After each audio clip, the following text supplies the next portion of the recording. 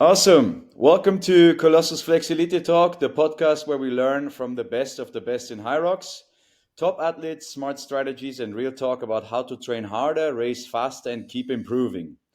This is where we break down what it takes to perform at an elite level so you can bring that mindset into your own training. Today's guest, we're having Sean Noble on the podcast, Ireland's fastest Hyrox athlete and Elite 15. Some of you know him as the guy who jumped headfirst across the finish line at the majors with a personal best last week in Stuttgart, 54:45 in pro solo. He has proven he's one of the top in the sport. We'll talk about how he trains, his race mindset, and what it takes to keep getting better at Hyrox. So, Sean, welcome, and how are you? I'm very good. Thanks for having me, Stefan. I appreciate it. Yeah, starting directly with the Stuttgart race, how did that go for you? Was a new PB? How did you feel? How was the race in general? How was everything? Yeah, so Stuttgart it had like an unbelievable lineup. Like all the best were there, like Elite 15 guys. So for me, more important than the time was I raced against the best guys in the world. Like nobody could say, "Oh, you got a time on a particular course." I was against the world champion, against multiple Elite 15. All that, like out of the top 40 in the world, I'd say 25 of the top 40 were there. So there's no excuse. And for me, I genuinely I wanted to see how close I could get to Tim because my aspirations is to be Elite 15 world champion, and I need to get closer to these guys. So yeah, I wanted to test myself, and I knew at the start my running was at a very good level, and I was on for a good race because like I'm a big believer, and I look at how people's posture is, and I felt like my running economy was very good, and I was using very little energy for running a quick pace. So after the second run, I think I ran 307 kilometer. I know it says 255, but it was about 50 meters short because the rock song was longer. I knew when I ran that second kilometer at that speed and the energy it took from me, I was on for a good race. So yeah, 54:45, 24 seconds maybe behind Tim. For me, it's the burpees I need to get quicker at. But yeah, it was a great performance. I don't think I really made many mistakes at all in the race, really. Maybe a little bit on the lunges. I could have been more fluid because my lunges are very strong. I thought I could have got about 10 seconds quicker, but like we're talking seconds here, you know. So yeah, the running is at an all time high. So if I can keep this level of fitness on the running, even if I'm not having a good race on the sleds, I can still get my way back into the race. Would you say that you were equal to Tim's running, or you were faster, or Tim was faster? I think Tim's half marathon, if I was to predict, I would say very close to sub 70. I'd say he's maybe very low 110. My half marathon, I say, is high 111. So his running is a little bit quicker, maybe 3 seconds quicker. And in the But race in Stuttgart, was were you on the same level with the running? I think his running was 2 seconds quicker on average. It was the same level until run seven, I think. Exact same level, but then seven and eight, he was quicker by a couple of seconds each run. So I think overall his running was like maybe 20 seconds quicker than mine, which makes sense because he won by 24 seconds. His burpees were quicker, but my sleds were quicker than his, so it balances out. But yeah, for me, it's a huge improvement because I raced against him in Glasgow, and he was like way faster than me on the runs. So it's within 8 months it shows that the training is working because my running has come down from maybe like 339, 338 per kilometer with the rock zone to like nearly 329 or 330. So it's like 8 9 seconds quicker. I think in Stuttgart I averaged 331 with the rock zone. That's crazy speed already that you are talking about. Like for people that are listening and have no idea, 307 is so crazy in the Hyrox race. It's so Yeah, it was probably my 10K pace, to be honest, the second run. I wanted to get the first couple of sleds, so I just said, look, take it easy on the ski and then just let the run rip and trust the fitness will come back, you know? I have seen that you were racing also Birmingham before, and then you were going to Stuttgart. And in Birmingham, you had already a PB, and then you went hmm to Stuttgart, you had another PB. What hmm has changed in this period of time, or what do you think was make the difference training, or you had something else, or your mindset was better? Yeah, so like to be honest with you, I went into Hamburg and like not that I'm using an excuse. I was very a lot like even some of the Elite 15 guys know because I was talking about it before the race. I had about a week of really bad sleep. My HRV was very low. My resting heart rate was very high, and I was worried. I didn't know if I was sick. I didn't know what was going on. But then on the day, like you just go out and you perform, and it didn't click. I knew I was a lot better than what I showed in Stuttgart because my running, like I was running 15 seconds slower than 10 seconds slower than threshold. It didn't make sense how slow I was running. It just didn't make sense at all. So I went back and I gave myself a couple of days to recover, and then I went straight back to the exact same level, the same training, and I put on 2 kilos because I wanted more energy and more power for the sleds. So I put on a little bit of weight, and then I went in. I was doing running sessions, and my heart rate was like really good for compromised running sessions. And then Birmingham, I ran 55:04, and I felt I could have went quicker. I remember finishing the race and thinking, actually, you could have went quicker because that I never ran at that pace before, so it was like the first time, you know. But it gave me confidence to think I could go quicker than what I did in Birmingham, and then in Stuttgart, I backed it up again. You know, I went even quicker than Birmingham, 54:45. So to answer the question, I think people they need to realize that sometimes it isn't an issue with the training. It just takes a little bit more time to see the results. Hamburg wasn't a reflection of my fitness at all because I can't get like guys I beat in Stuttgart beat me by a minute in Hamburg, and I beat them by 2 minutes in Stuttgart. It doesn't make sense from a fitness point of view, because it clearly wasn't that my optimum performance in Stuttgart for my fitness, you know. And I think that was because of fatigue. Like I was waking up with like cold sweats in the middle of the night, like 5 days before the race. My body probably was just, overtrained maybe. So that's a lesson for me going into big majors, not to push it. I was killing myself trying to get like any little bit of fitness I could before a big race. When I already did the work, I didn't need to push it that much.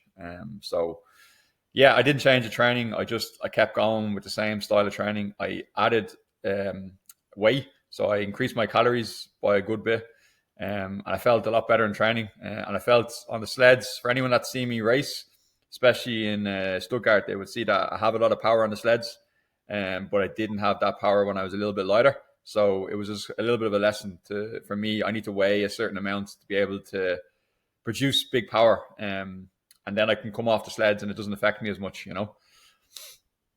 Makes sense. So comparing or talking about Stuttgart and Birmingham, I've seen you always on Instagram that you're training a lot, that you have a good volume.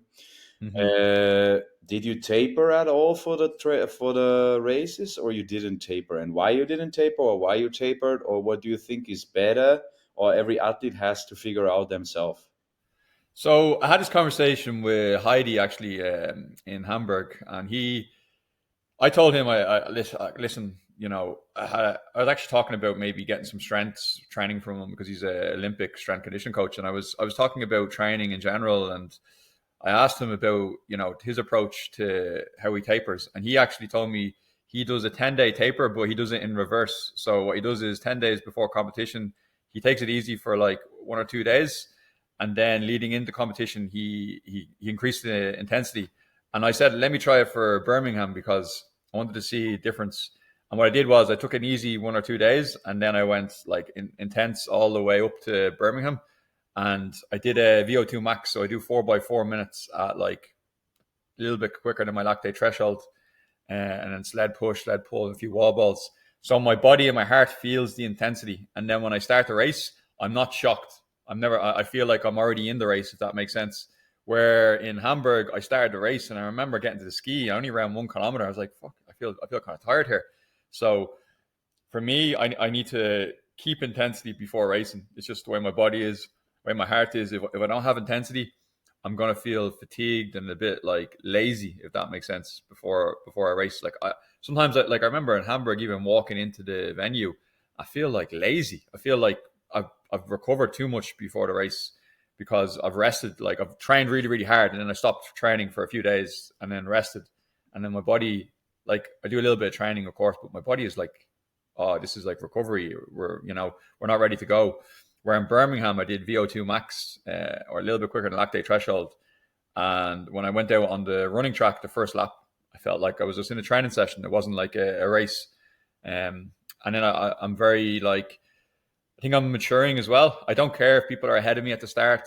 I have my race.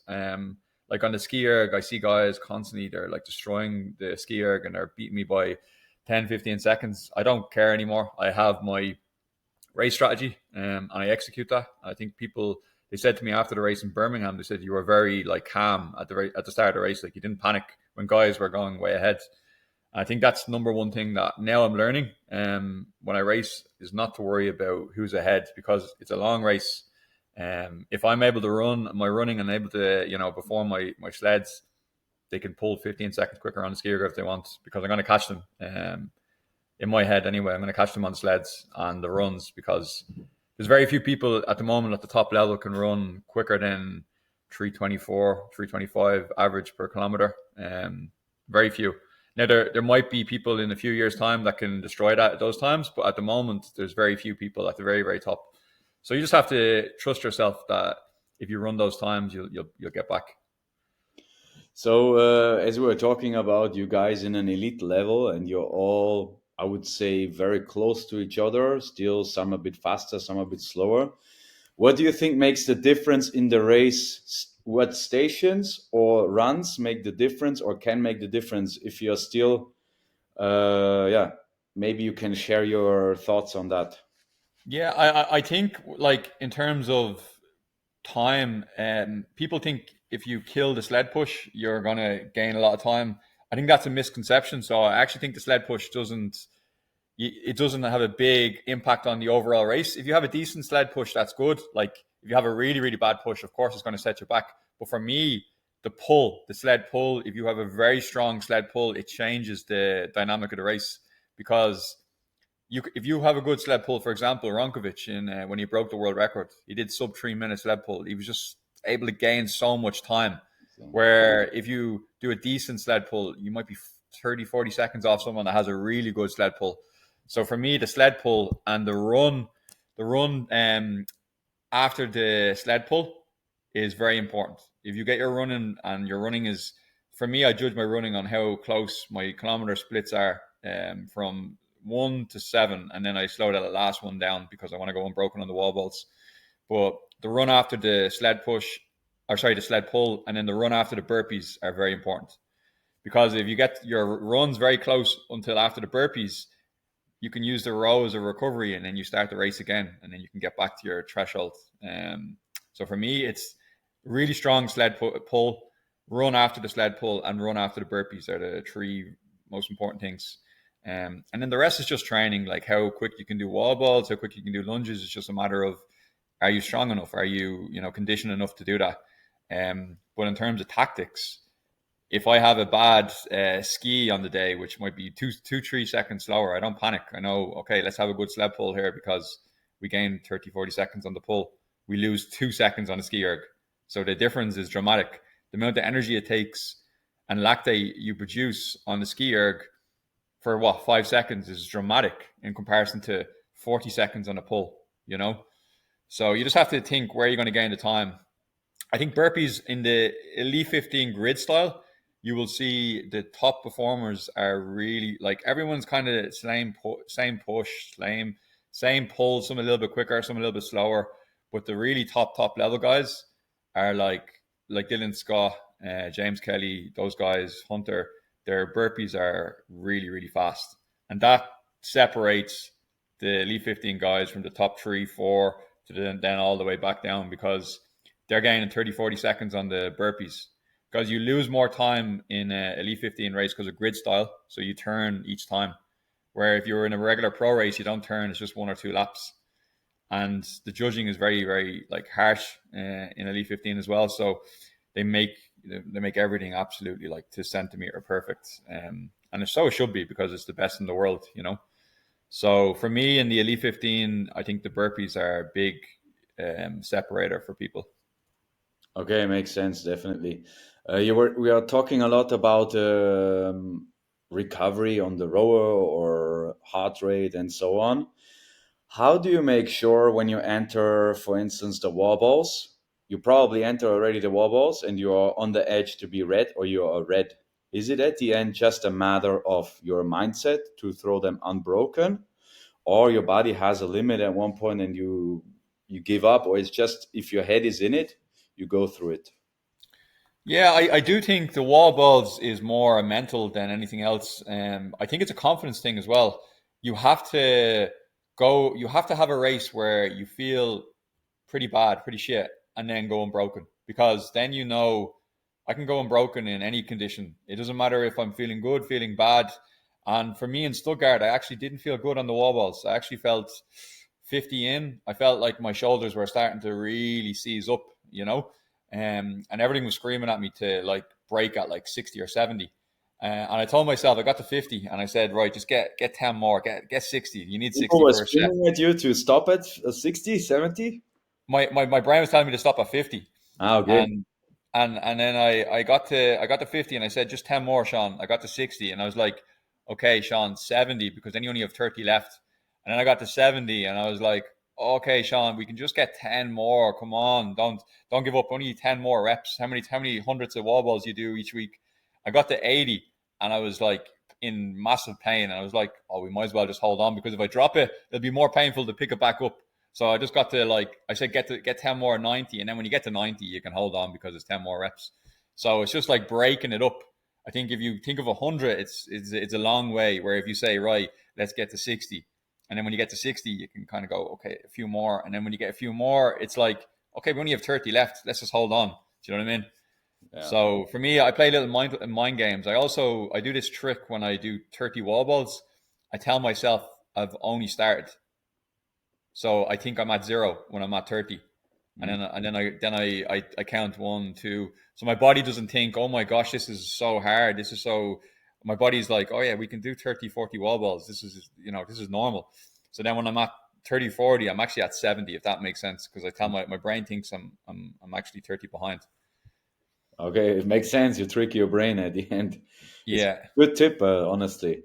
Yeah, yeah. So that's a mental tip. And then I also think the run before the wall balls now, I have to get better at my last run before the wall balls. It's not a matter of my running; it's a purpose. I slow my run down. But when I looked at the race in Stuttgart, Tim was like 24 seconds ahead of me overall, but his last run was 20 seconds ahead. So if I ran the same pace as him, which I was doing nearly the whole race, uh, we go into the wall balls together, and maybe it's a different dynamic, because if he sees we're level, like we're both on the exact same number, maybe it's a different outcome, you know. So I don't know. I need to get more confident at pushing the last run, because I haven't been able to go unbroken when I push the last run. Mm. I've gone unbroken the last three races in a row, but I've always took the last run like aerobic, like my slower than marathon pace for me, you know. What is it around? I'd say 350 per kilometer would be the last run, and then the rest are like 325 to 330. That's So pretty from fantastic. yeah, so but that's too slow. Like for Elite 15 level, the guys are running 330 last run as well. So I need to speed that one up. I was checking your first race. I think was 2023 in Glasgow. It was like Yeah, 108 in pro. yeah.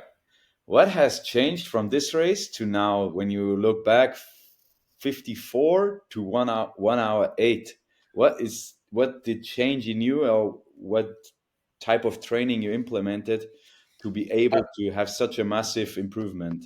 I honestly think this is two reasons. One is mindset, and second is consistency of training. The reason why I say mindset is when I started, I did 108 in Glasgow. Graham Halliday was in the same race as me, and he raced 57 something. I can't remember. He won that race. It was a great performance. And I remember thinking, how is this possible? This is crazy. This is like unbelievable. And then I looked at like all the elite guys, and they wwere running like, at that time, elite 15 level was like 59, 58. you know. And I was thinking that this is like incredible, you know, wow. And then what happened was I changed my mindset. I stopped thinking, wow, this is incredible, and these are doing crazy training and mad training. I changed my mindset to think this is normal. This is what this is. Anyone can do this. This is, you know, we're all. I have blood. You know, we're the same. You know, we both bleed. There's no difference between me, Graham, or whoever. Hunter. There's no difference. All the only difference is my father used to say this about not in training, but in a different aspect. He used to say, "You are the same as me, except I have a bit more experience." That's the only difference. So these guys had more experience than me. So what I told myself was, all I need to do is I need to train like the way they're training and the volume. And when we get physically the same, I hope and feel that my mindset will be able to beat these people, because I feel like mentally I can hold on at certain times when people don't hold on. I like to suffer, you know. So that's the one thing. The mindset change. I stopped thinking that this is crazy and thinking it's more normal. And then the second thing was I wasn't trying to um like do phenomenal sessions. I wasn't trying to do like a 10 out of 10 session. I tried to do like a 7 out of 10 every time, just a 7 out of 10. Because I was getting weeks where one week would be an incredible week of training, like perfect, really good paces on the ski erg and the rower, really good running paces, and then the next week would be kind of shit. So I stopped doing that. I start slowing my runs down, being realistic to my pace. And for me, like my running pace in Hyrox is my half marathon pace. So I was training faster than my half marathon pace in intervals, and I was like, "What? Like, what's the point in training 3:15 or 3:20 per kilometer when I'm not gonna average that in a Hyrox?" So I started training slower, so 3:25. I started much slower at the time, like 3:35, 3:30, 3:25, and my body got so used to that pace, it was able to make adaptations and recover. And when I builded volume on top of that, my paces were getting faster and faster and faster. And then I see guys now, and I'm like, they run quicker than me in training, and then we race, and I'm like running 25 seconds faster every single kilometer. It makes no sense. Why are they running like 1 kilometer repeats 45 seconds quicker or 35 seconds quicker than their race pace, you know? Well, there's a point in time where you need to run faster than race pace, but it's like speed sessions. Like you do a bit of strides or speed, but it shouldn't be like every time you do an interval session, you're trying to, you know, PB or, you know, 5K or 10K. So I just dropped my ego. I started training smarter, getting more volume, training at my race pace, my half marathon pace, and then my body responded really well to that. And that's why now when I run in a Hyrox, it's like I do this 3 hours, 2 hours a week at this pace all the time. No problem. I get back to pace where other guys they're maybe doing less volume because their body can't recover and adapt, and then they run at what they try to run at what their 320 first kilometer, which they can do, of course, because you know anyone can do first kilometer like this. And then by the third run, they're fucked. They're gone. So they're running 45 seconds slower than their first run, or 30 seconds slower. And that's just not clever training, you know, and just their ego gets in the way. So for me, it's drop the ego. Sometimes I have a good session and I feel good. Sometimes I don't, but I just make sure it's consistent, you know. Yeah, makes a lot of sense. When you're talking about the volume, that you're doing more volume, what amount of training you have per week, like kilometers or hours, would you say? And how often do you really go to like red zone per week, or you really go to all out sessions? What would you say? Yeah, I haven't gone. To answer the first question, so my running, so the volume would be between 16 hours to 18 hours per week of training, around that kind of volume. My running volume is around on average between 100 to 110 kilometers, kind of at the moment, around that. And I need to do more strength sessions. I was doing three, it's getting less and less because I'm competing, but I try to get about three strength sessions. Some of that might be sled work as well. So that's kind of my training. And like, I never go all out ever in training. I've never, the only time I ever go all out is when I compete now. So I push myself, but I try to be clever. I try not like unless I'm in a huge block of training, I'm not gonna go. I'm not gonna redline when I'm competing in 2 weeks time, because the body only has a very it doesn't have many times where it's able to go all out, because it takes so much time to recover. It takes 2 weeks, 3 weeks to properly recover. So the only time I go kind of all out is when I'm doing like speed sessions and I run like 400-meter repeats. And that for me is sometimes like a very hard effort, because I'm going, way quicker than my 5K pace for like 400 meters. And then I rest for a minute and I repeat that. But it's still, I get a rest in there. It's not like I'm going all out for, a whole Hyrox. And that's the one thing I changed from last year. I was doing simulations and going all out in simulations. And then by the time I came to competition, I felt kind of tired and fatigued. So I don't go all out. I just kind of keep it at that threshold. That's interesting to know, because I know from a lot of people. I also did the same mistake in the beginning, to go all out all the time, and the harder I go, the stronger I get. But it's a lie at the end. Yeah. So also interesting to know, where do you see yourself, or have you tested your 5K, 10K, half marathon at the present time? I haven't tested it recently. I tested it all in the summer. I didn't test my 5K, but I tested my 10K. PB was 31:45, and then my half marathon was 1:12:09. Now I actually think I'm a little bit slower than that now, because I put on more weight. I predict probably my 10K would be like 32:40, maybe Mm. 32:30. I actually think my half marathon is slightly quicker, because I'm more conditioned that longer running. So maybe it's a high 1:11. That's what I predict at the moment. But yeah, that's probably around where I'm at. And 5K, I'm not too sure. I think low 15 minutes 5K, but I'm not 100% sure what I do. I need to test it. I think if I qualify for Stockholm, I'll start doing a few 5Ks, 10Ks, half marathons for just to see where I'm at. And strength wise, what would you say? Like, I'm not that strong, to be completely honest with you. Like, I know my strength is probably the sleds, but that's just more functional strength. Um, I'd say squat numbers. I haven't tested it, but it'd probably be like one rep max. I couldn't give you an exact number. I'd say between 140 to 150 maybe kg, and deadlift maybe like 170. It's not that high, 180 max. Um, but yeah, it wouldn't be. And then my bench probably be 105, 110 kg. So I'm quite strong on shoulder press, like military shoulder press. That's a big strength of mine. So that would be like, haven't tested it now in a while, but I'd say like 80. You know, that's something it's a, crazy. yeah, that's probably my biggest strength. I've got good shoulder strength, but yeah, strength numbers aren't huge, but I probably have good muscle endurance. Be able to do high reps. But that's something I need to work on. I think my aerobic capacity kind of carries me through more than my strength. And if you having now a person that is maybe on a solo, on let's say 1 hour 8, like you did, like the start in your first one, what best advice would you give this person, how to train, to build up volume first, or to go more running, to go more strength, or to have it more average, or not to focus at all on strength, not to focus at all on running, not to focus at all on Hyrox sessions? What would be the best advice on your direction, as you're also offering coaching, to approach a person like this? Yeah, so my best advice would be for someone that is complete, like I'll go in three different ways. I'll go beginner, intermediate, and elite. So beginner, I would just don't even do high rock sessions, because your body is going to be just like, doesn't know what the hell is going on.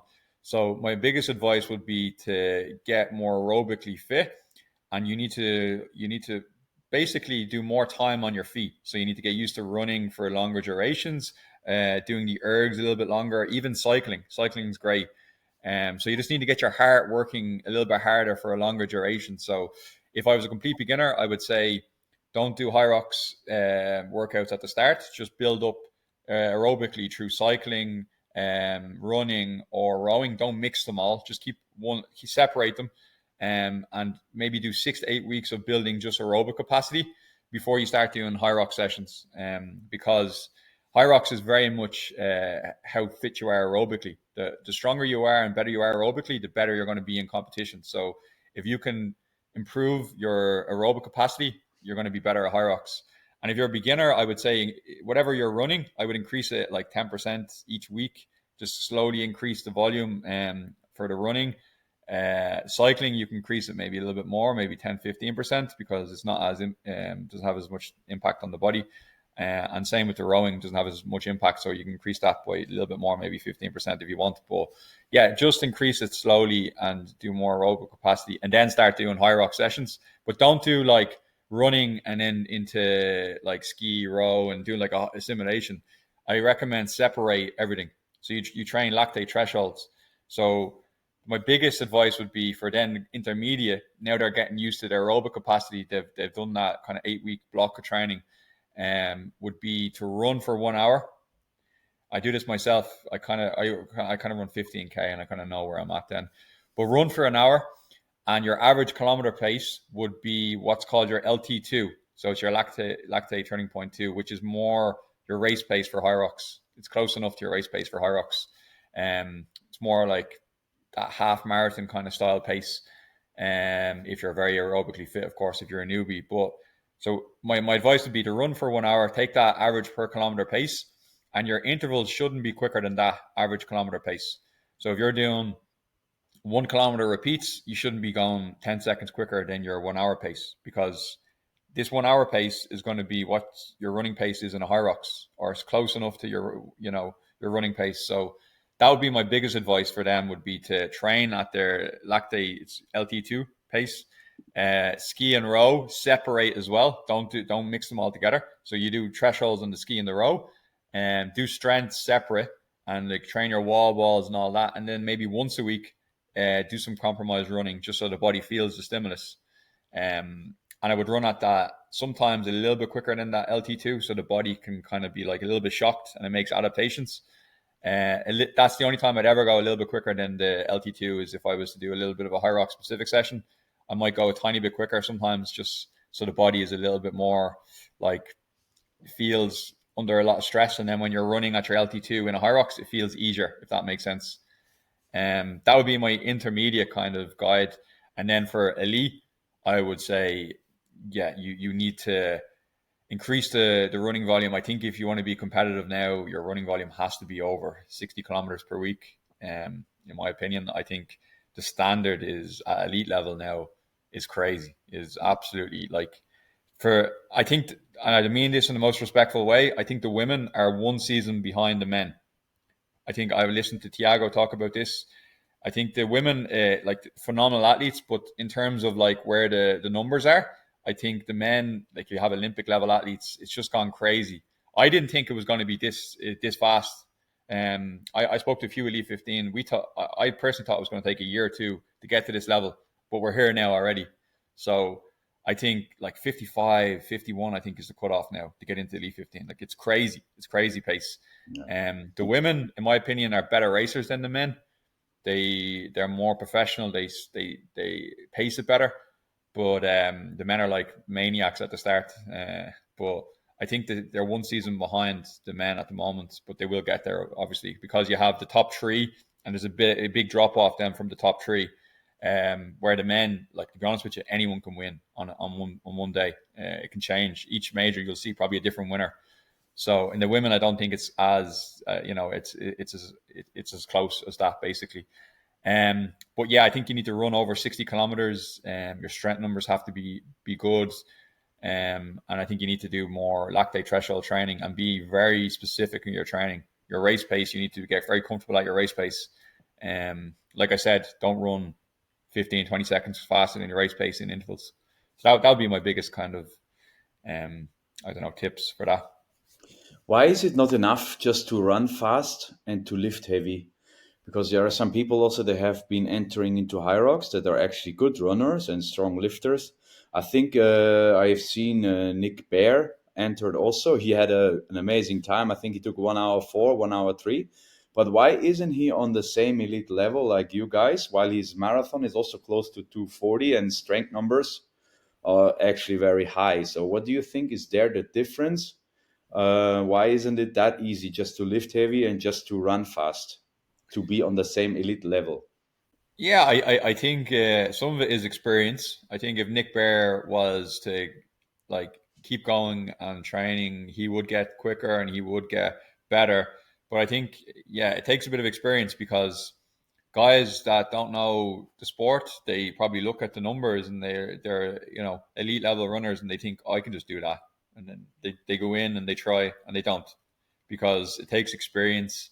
It's a different sport by itself. So I think it takes like maybe 10 pro races before you get used to the racing. So after you get maybe 10 races behind you, pro single, then you start getting used to it. For me, I think I can't remember now. I maybe have 20 at this stage. And I feel like the last three, I'm only getting used to the race, if that makes sense. I've got like 20 races, 20 single Yeah. races, I think. So the last three races, I only feel like I'm getting used to it. So it takes experience. I think people need to give Hyrox its respect because it humbles people. I've seen professional boxers, people that are elite in their sport, they try and they get humbled. So you need to respect it and give it its credit as well. One other prediction: if you would enter now an open race, what do you think could be your finisher time in an open race?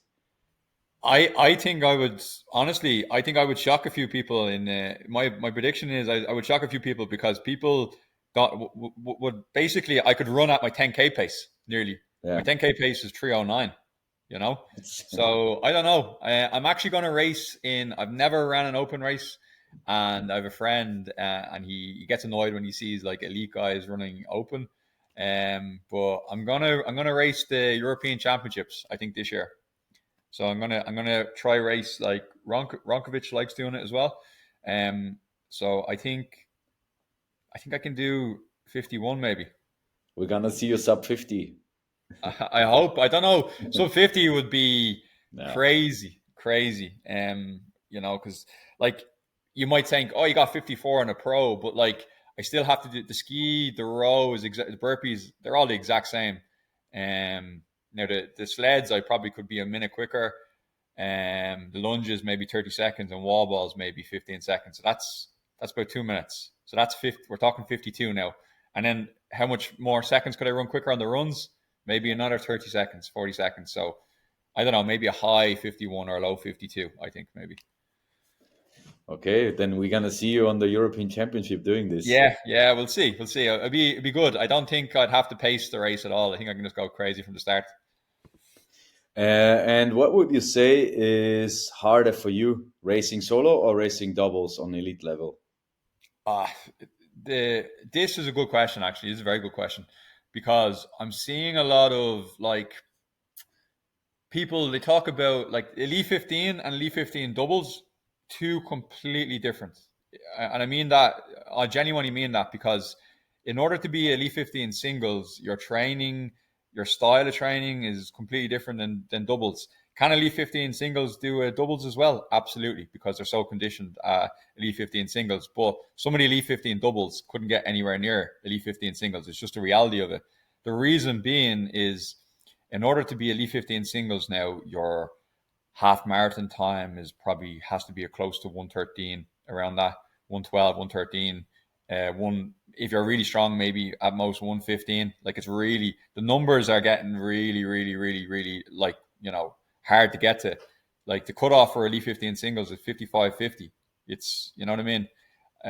So I just think, and then for Elite 15 singles, your running numbers have to be pretty good. Your strength numbers have to be pretty. Like you can't be weak on anything. Where in Elite 15 doubles, you can be a very good, like decent runner and be efficient at like changing over the stations. Because in a singles race, I can't go into a wall ball and do 20 wall balls and then switch. Yeah. In Elite 15 doubles, I can be 10 kilos lighter or not that good on wall balls and do 20 kilos and then or 20 reps and then switch. My partner does 20, I do 20, and we get through it. We don't lose any time. Where if you do that in a singles race, you lose 2 minutes. You go to the lunges, you can't switch. You know what I mean? Thanks, So yeah. that's why you'll see guys that are more doubles. They won't go to the singles because, to be honest with you, it's a different, it's different capacity. It's much harder, in my opinion. Let's be honest, it is much harder. And guys, I think know that, and they're going to be like focused more on the doubles because to get to the singles level, it's becoming, unless you're like my goal, I don't really care about the doubles personally. For me, it's only the singles. My goal is to be Elite 15 singles world champion.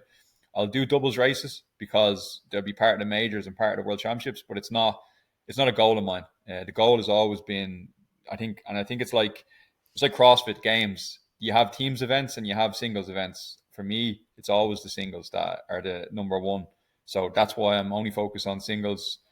It's where I got into Hyrox wanting to be a singles Elite 15 world champion, not doubles. Doubles is just more for fun for me.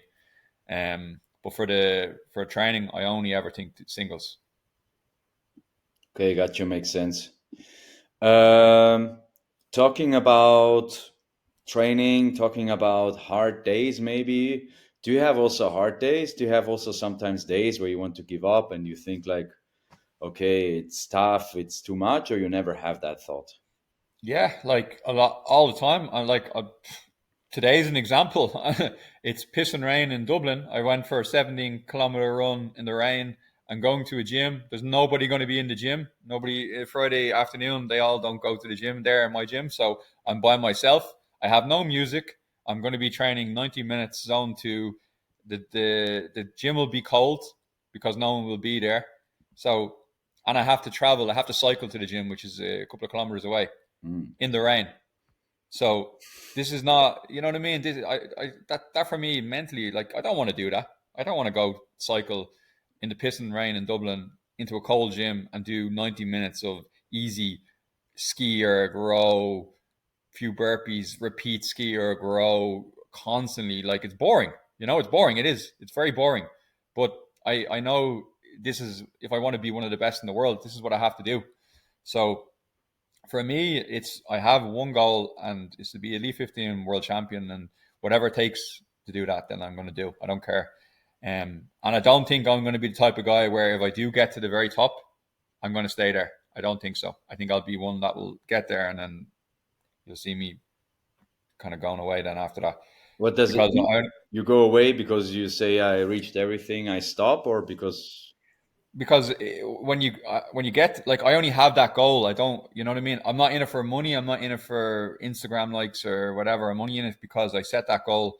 It's personal. It's a goal I shared with my father when he passed away. So it's a personal thing. So if I get there, I'm not one of these where I want to be remembered as one of the best ever. I don't think that's my goal. My goal is just to be Elite 15 world champion, and we'll see if I get there, if the sponsorship is like the money starting to come into the sport. So if the money is there, of course I'm going to keep going for my family, but it won't be the same, if that makes sense. I think the goal is the process of getting there is the best part for me, not necessarily getting there and then maintaining that. You know what I mean? so I hope you never get world champion to see you again. I know. So maybe, yeah. But then I think I focus on other things, maybe coaching more, Yeah. time, stuff like this, maybe more camps, training camps. And, I'd love to do other things. At the moment, I don't have really the time to do training camps. I don't have the time to do, because I'm training myself every day. It's selfish as well. Like, I don't get time to spend with my family. I barely see. I'm engaged to get married. I don't see my partner that much. It's not something I want, but it's the reality because work, training, sleep every day. Are you a full time athlete right now, or starting from next year? I think you said something about it. Yeah, January 2026, I'm going to go full time. And that's more. I don't think I need to train more.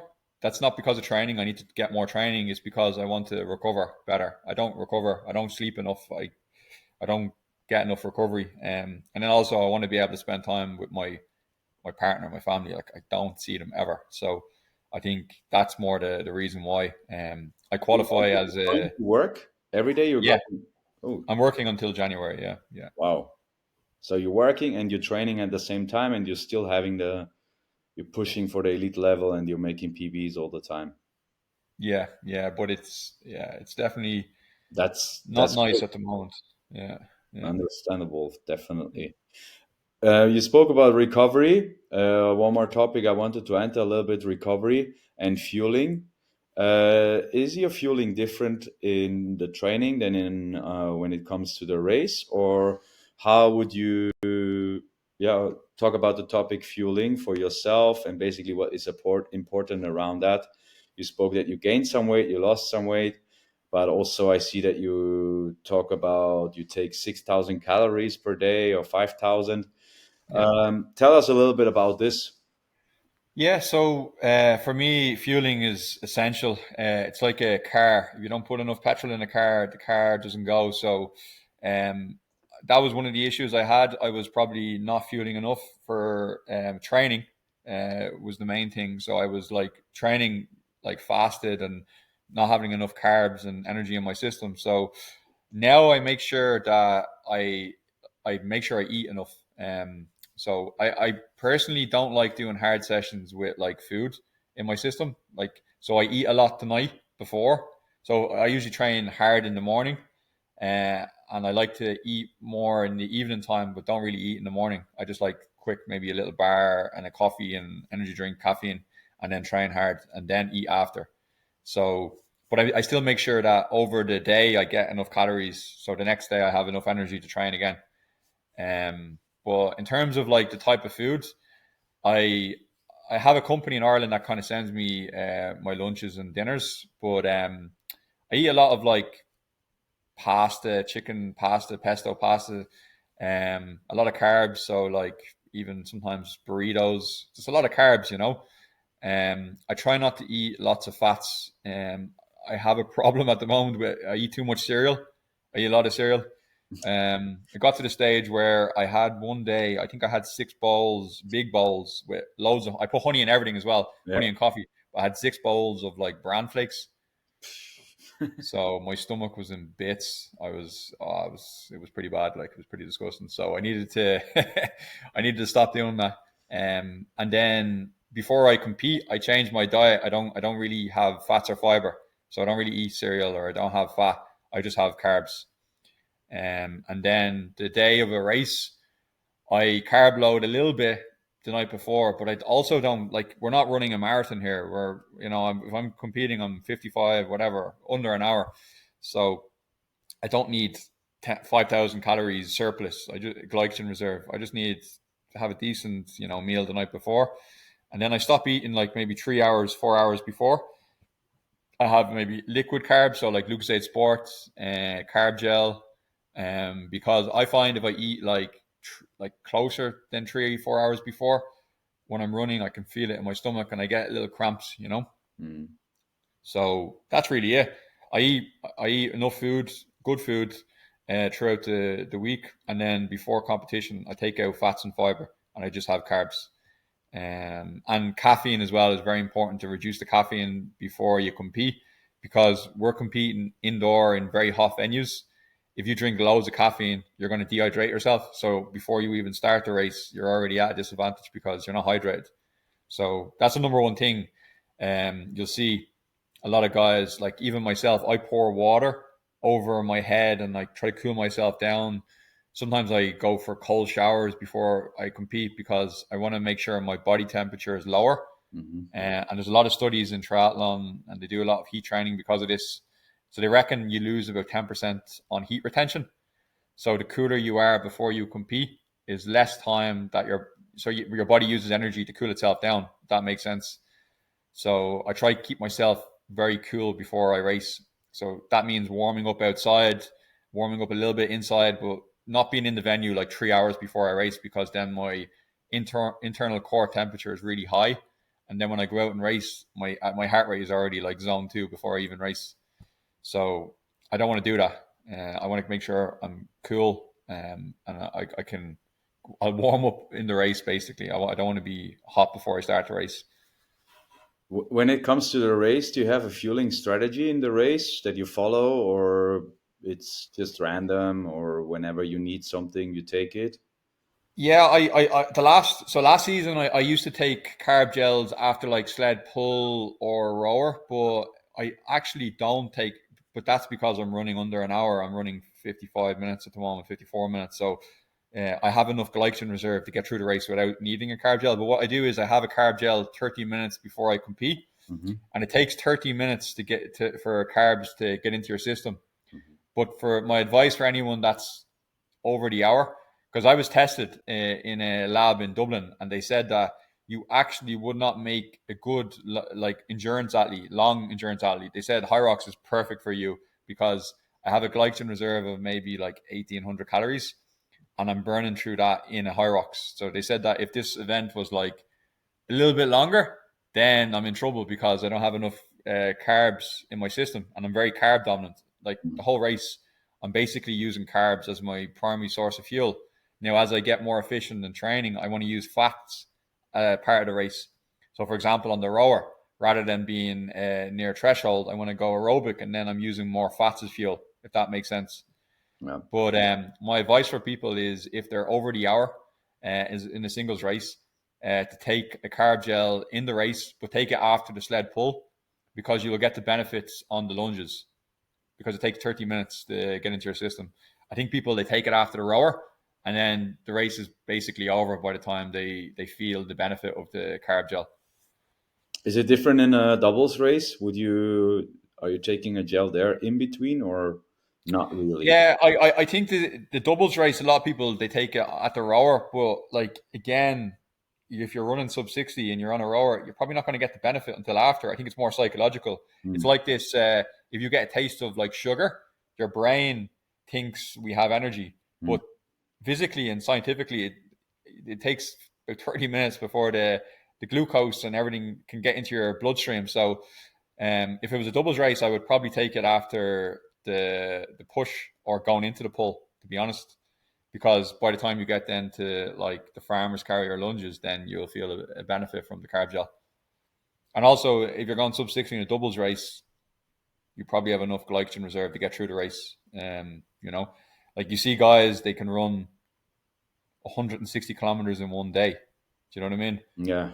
Of course, they're fueling, but your body's able to do incredible things, a lot more than you think.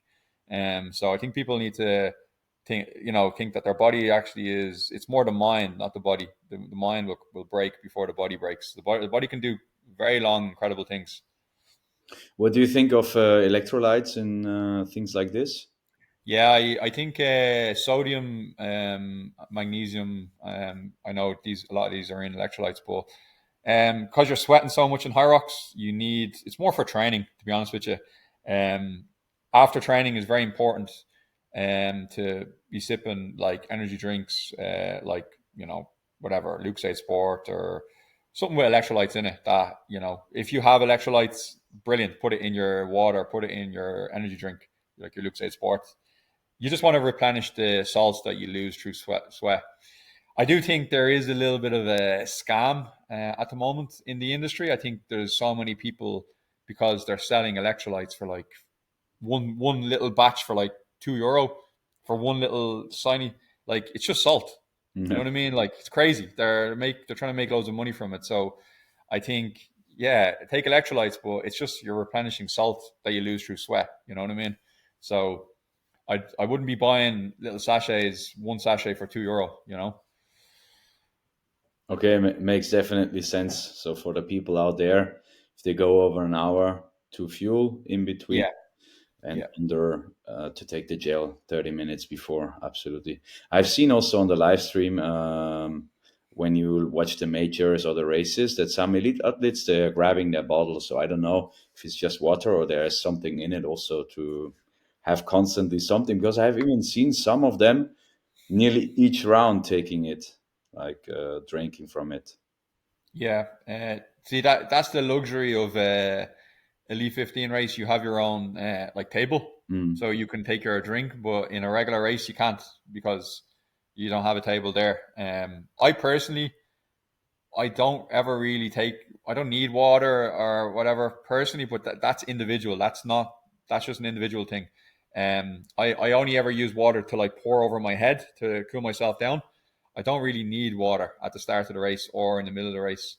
Um, it's just a personal thing. Sometimes if I'm really dehydrated, I might take a little sip at like farmers carry around that time, lunges kind of time. But yeah, some of the guys, some of the really like you can see it's more from like triathletes, like really high level triathletes.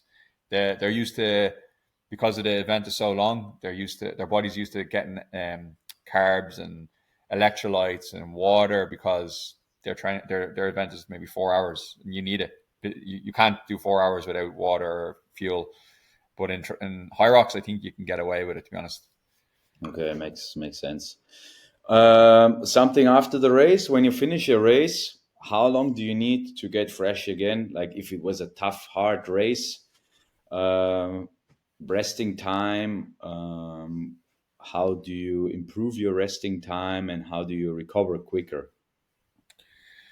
Yeah, like saunas and ice baths are a great tool for recovery, but for me, I don't want to, unless I'm racing the next day again, like a doubles race, I don't want to do a sauna and ice bath, because if you do an ice bath, you reduce the inflammation and you stunt your adaptations.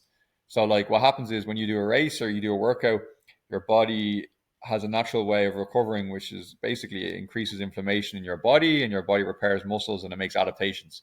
But if you go into an ice bath straight after a race, you're basically stopping that natural recovery process from happening, and your body doesn't make the adaptations because you're reducing the inflammation like in a not natural way.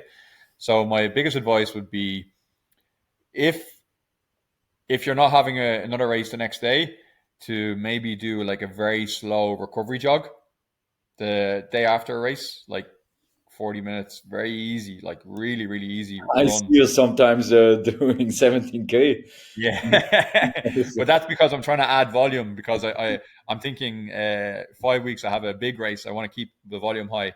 I don't recommend 17K. Yeah, I've done that before. I remember in Maastricht I did 18K the next day, and then like 1 hour on the ergs straight after. Um, That's yeah, and it crazy. was, and I was in the venue, so I went back to the warm up area to do the erg work. I was a bit cheeky. I didn't want to go to a gym and pay for it.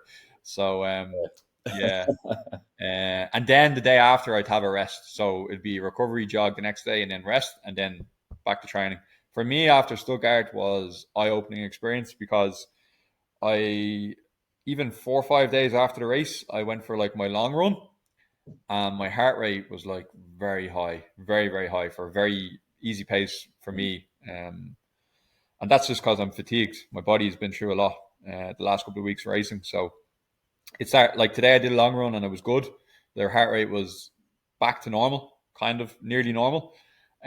So it just takes maybe a week to recover. Some people it could take a couple of days, could take a week. I'm finding it takes me about a week to get back. Okay, when do we see you racing next? What is your next race? I'm racing. I'm racing in Dublin next week. Everyone is like expecting another PB, but Pressure is I on. don't know. It's going to be very hard because I'm very tired right now. It's not an excuse, but it's just I'm not a machine as well. And I have to think Melbourne is the big race, the Elite 15. So I will race Dublin because it's my home city. And there's a good few elites coming over, top guys. So um, if I'm in a race with them, I'll race hard. If I'm not, then I'll see what happens. You're the Because Conor McGregor of Hyrox in Ireland. yeah, there's going to be a few people there watching, so I think if there's a crowd there, I'll push hard, of course. So we'll see. I think I have another 54 in me, to be honest. I think we're I all think looking forward to this, to the Yeah, result. I think I can run another 54 if the conditions. The only issue I have in Dublin is the course. A lot of people could be on it. I can't run a 54 if there's a lot of people on the course, because I can't run at my Stuttgart race pace, like 320, because I can't bob and weave every single lap and run this pace. So if this is the case, I can't run a 54 because it's not, the conditions don't allow me to. So it depends on the course as well.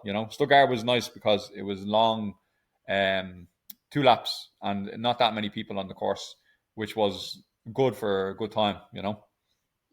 All right, we're looking forward to see you what you do in Dublin. So Thank you.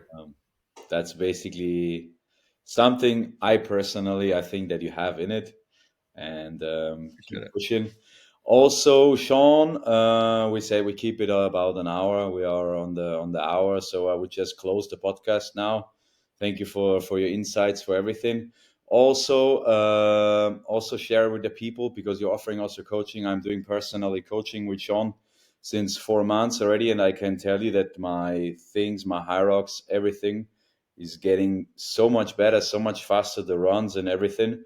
So huge props to you, Sean. Also, thank you for that, and also Appreciate that. share with you where people can reach out to you, and you offer coaching also for the people, because I think you also said that you have from next year on something more professional on the coaching. So how does Yeah. that work for you?